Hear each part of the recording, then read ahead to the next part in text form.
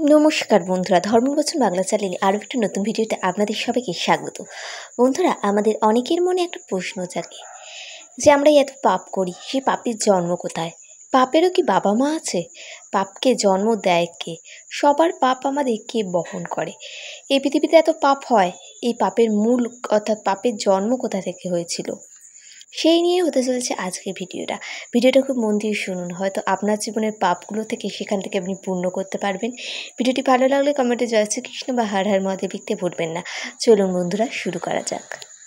একটি ছোট্ট গল্পের মাধ্যমে আপনাদের সাথে শেয়ার করবো সেই পাপের জন্ম কোথায়। বহুকাল আগে এক গ্রামে একজন ব্রাহ্মণ পরিবার বাস করত। ওই ব্রাহ্মণের ইচ্ছা ছিল তার একমাত্র সন্তানকে বড় পণ্ডিত তৈরি করবেন। তাই তিনি তার ছেলেকে সাধ্যমতো ওই শাস্ত্র অধ্যয়নের কাজে নিযুক্ত করেন। এই শাস্ত্র অধ্যয়নের জন্য তার ছেলেকে তিনি বেনারসে পাঠিয়ে দেন। সেখানে গিয়ে সে 12 বছর শাস্ত্র অধ্যয়ন করে বড় পণ্ডিত হয়ে বাড়ি ফিরে আসে। তারপর তার বাবাকে বলে, আমি শাস্ত্র সম্পর্কে আমার জ্ঞান আমি অর্জন করেছি, এখন যদি আপনার কোনো প্রশ্ন থাকে আপনি আমাকে করতে পারেন। তখন তার বাবা বলেন, এ তো খুব ভালো কথা, একটা প্রশ্ন অনেকদিন ধরেই আমার মাথায় ঘুরছিল, তুমি যদি সেই প্রশ্নের সঠিক উত্তর দিতে পারো তাহলে বুঝবো তুমি সত্যিই অনেক বড় জ্ঞানী হয়ে গেছো। তখন তার ছেলে বললেন, ঠিক আছে বলুন আপনি কি জানতে চান। তখন সেই ব্রাহ্মণ তার ছেলেকে বললেন, আমি যেমন তোমার বাবা তেমনি, আচ্ছা বলো তো পাপের জন্মদাতাকে কি তার জন্ম? এই কথা শোনার পর ব্রাহ্মণের ছেলে অবাক হয়ে গেল। তাই সে ভাবলো পাপের আবার কি বাবা হতে পারে। অনেক চিন্তা করেও এর কোনো সে উত্তর খুঁজে পেল না। সে বলল, আমি এত বছর শাস্ত্র অধ্যয়ন করেছি কিন্তু এরকম কোনো কথা কোনো শাস্ত্র বইতে লেখা নেই, তাই আমি এর কোনো সঠিক উত্তর আপনাকে দিতে পারছি না পিতা। তবে পিতা, আমি তো আপনাকে এই কথা দিচ্ছি, যেমন করে হোক আপনার এই প্রশ্নের উত্তর আমি দেবই। এই বলে সে বাড়ি থেকে বের হয়। এরপর সে চলতে শুরু করে। যেতে যেতে সে পথে ক্লান্ত হয়ে পড়ে। কিছুক্ষণ চলার পর জঙ্গলের পাশে একটি ঘর সে দেখতে পায়। সে খুব তৃষ্ণার্ত ছিল, তাই সে ঘরের কাছে গিয়ে ডাকতে থাকে। কিছুক্ষণ পর একজন মহিলা সেখানে বেরিয়ে আসে। তখন ওই ব্রাহ্মণ পণ্ডিত বলে, আমি খুব তৃষ্ণার্ত, আমাকে এক গ্লাস জল দেবেন? মহিলা ঘরের ভেতর থেকে এক গ্লাস জল এনে দেন। পণ্ডিত সেই জলটি পানও করেন। ওই মহিলাকে জিজ্ঞাসা করে, সে পণ্ডিতজি বলেন, আপনি কি? এই ঘরটি কার? মহিলা বলল, এই কথা আপনার আগেই জিজ্ঞেস করা দরকার ছিল, তারপর আপনার জলপান করা উচিত ছিল। পণ্ডিত কথা শুনে অবাক হয়ে গেল। সেই মহিলা বলল, এই ঘরটি আমার, আমি একজন পতিতা। এই কথা শোনার পর ওই ব্রাহ্মণ যেন আকাশ থেকে পড়ল। সে ভাবল না যে একজন পতিতা নারীর হাতে সে জলপান করে ফেলেছে, এর জন্য তাকে প্রায়শ্চিত্ত করতে হবে। এই ভেবে সেই পণ্ডিত সেখান থেকে চলে যাওয়ার উপক্রম করলো। ঠিক তখনই ওই মহিলা বলল, পণ্ডিত মশাই, যা হবার তা হয়ে গেছে, আপনি খুব ক্লান্ত, একটু বিশ্রাম নিন। পণ্ডিত বললেন, না জেনে তোমার হাতে জলপান করেছি, এখন সব জানার পর তোমার ঘরে বিশ্রাম করে আমি নরকে বাস করতে চাই না। তখন মহিলা বললেন, বেশ, তাহলে আপনি অন্তত এটা বলুন আপনি এখন কোথায় যাচ্ছেন। পণ্ডিত তখন বললেন, আমি কাশী যাচ্ছি পাপের জন্মদাতার নাম জানতে। তখন সেই নারী বললেন, আপনি অনেক ক্লান্ত হয়ে পড়েছেন, আপনি এখানে বিশ্রাম নিয়ে যান। এই কথা শুনে পণ্ডিত বললেন, কখনোই না, আমার জীবন চলে গেলেও তোমার ঘরে বিশ্রাম নেব না। এরপর মহিলা বলল, আপনি যদি আমার ঘরে বিশ্রাম করেন তবে আমি আপনাকে আপনার প্রশ্নের সমস্ত উত্তর দেবো, তার সাথে আমি আপনাকে 5টা স্বর্ণমুদ্রাও দেবো। এই কথা শোনার পর পণ্ডিত ভাবলেন, এখানে তো আমি আর ওই মহিলা ছাড়া কেউ নেই, এখানে বিশ্রাম করলে কেউ জানতে পারবে না, উপরন্তু 5টি স্বর্ণমুদ্রা পাওয়া যাবে। এই ভেবে তিনি সেখানে ঘরটিতে রয়ে গেলেন। এরপর পণ্ডিত সেখানে রাজি হওয়াতে মহিলাটি তাকে আবারও বললেন, আপনি অনেক দূর থেকে এসছেন, কিছু নিশ্চয়ই ক্লান্ত এবং ক্ষুধার্ত, তাই আপনার জন্য আমি কিছু আহারের বন্দোবস্ত করি। কথা শুনে পণ্ডিত খুব রেগে গেলেন। তিনি বললেন, আমি ব্রাহ্মণ নয় তোমার হাতে খাবার খাবো, মরে গেলেও খাবো না। মহিলা বললেন, ঠিক আছে, আমার হাতে না খান, আপনি খাবার নিজে তৈরি করে খান, আমি আপনার খাবারের জিনিসগুলো এনে দিচ্ছি। এই কথা শুনে ব্রাহ্মণ তাও রাজি হলো না।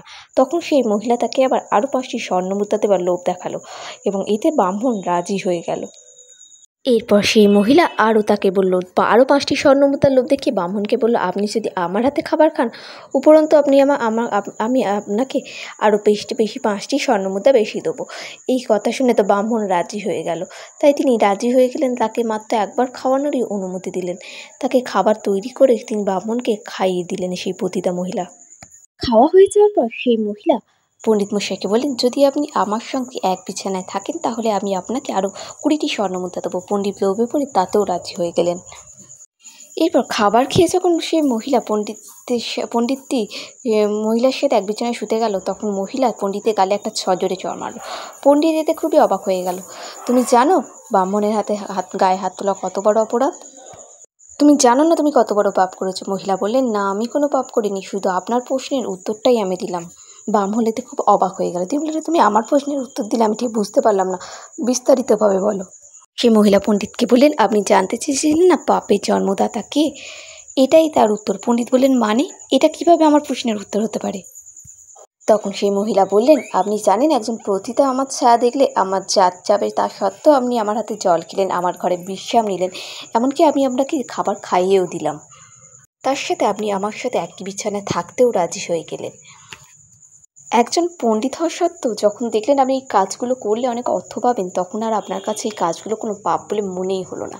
কারণ তখন আপনার মনের অর্থের লোভ উৎপন্ন হয়েছিল, আর সেই লোভ থেকে আপনি পাপ কাজ করতে রাজি হলেন। এটাই হলো আপনার প্রশ্নের উত্তর। সব পাপের জন্ম হয় লোভ থেকে। মানুষ লোভে পড়েই পাপ কাজ করে। মানুষের মনে যদি কোনো কিছুর প্রতি একবার লোভ জন্ম নেয়, তবে সেটা পাওয়ার জন্য সে যে কোনো কাজ করতে পারে। এই লোভে পড়ে সে তার জ্ঞান, বুদ্ধি, বিবেক সবই হারিয়ে ফেলে। সে অনেক বড় অপরাধ করতেও দ্বিধা করে না। এর ফলে সে শাস্তি পায়, আবার সেই শাস্তি থেকে বাঁচতে আরও পাপ করে ফেলে। ফলে হয়তো মানুষের আফসোস হয়, কিন্তু সেই আফসোস করলেও সে পুরনো কোনো কিছুই সে ফিরে পায় না। সারা জীবন তাকে পাপের বোঝাই বয়ে বেড়াতে হয়। অর্থাৎ এই লোভ হলো মানুষের পাপের প্রথম জন্মদাতা। এই লোভ মানুষের সব পাপকে বহন করে চলে। লোভের জন্যই মানুষ পাপের ফল ভোগ করে। পণ্ডিত তখন বুঝতে পারল এই মহিলা কি বলতে চাইছে। সে তার উত্তর পেয়ে গেল এবং সেই মহিলার কাছে ক্ষমা চেয়ে নিজের গ্রামে ফিরে গেল। তো বন্ধুরা, আমরা যে পাপ করি তার মূলে রয়েছে এই লোভ। যে কোনো জিনিসকে পাওয়ার ইচ্ছা আমাদেরকে লোভী করে তোলে। কিন্তু মনে রাখতে হবে, যে জিনিস আমাদের কাছে যত প্রিয়ই হোক না কেন, তা পেতে গিয়ে আমরা যদি কোনো পাপ যেন না করি।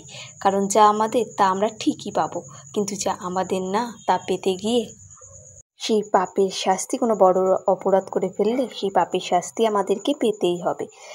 তো বন্ধুরা, আজকের এই ভিডিওটা থেকে আপনারা শিখতে পেলেন যে লোভই হচ্ছে আমাদের পাপের মূল কারণ। আমরা পাপ করে ফেললে সেটা থেকে আমরা বেরিয়ে প্রায়শ্চিত্ত করতে যাই। নয় আমরা গঙ্গা জলকে খুবই পবিত্র মনে করি। আমরা ভাবি যে গঙ্গায় চান করলেই আমাদের সব পাপ ধুয়ে মুছে যাবে। কিন্তু বন্ধুরা, সবসময় একটা কথা মনে রাখবেন, নিজেদের মন যদি পরিষ্কার হয়, জগতে যত লোভই আসুক না কেন, আপনি কোনো দিন পাপিত হবেন না। পাপী মানুষদের কিন্তু নরক যন্ত্রণা ভোগ হয়। তাই নিজেকে লোভটাকে সংবরণ করুন। সর্বদা ভালো মস্তিষ্কের, ভালো চিন্তা ভাবনার মানুষ হন। আপনি যদি নিজেকে ঠিক রাখেন, সারা দুনিয়াও ঠিক হয়ে যাবে। আমরা একটা মানুষ একটা ভুল করে, অপরাধ করে নিজেদেরকে নিজেই শেষ করে ফেলি মানুষের লোভ থেকে। আজকের ভিডিওটা থেকে আমরা সেটাই শিখলাম।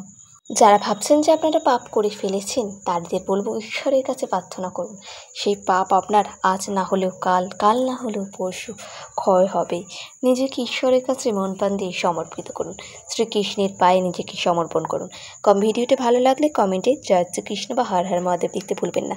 চ্যানেলটি সাবস্ক্রাইব করে দিন এরকম আরও ইম্পর্টেন্ট ভিডিও পাওয়ার জন্য।